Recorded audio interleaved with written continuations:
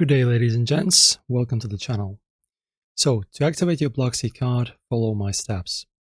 Firstly, of course, guys, you need to go ahead into your Play Store. If you're on Android, your different store, and download the app.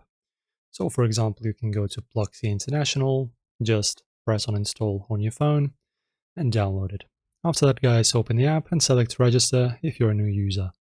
Enter your mobile number, linked email, and create an account by giving the secure password.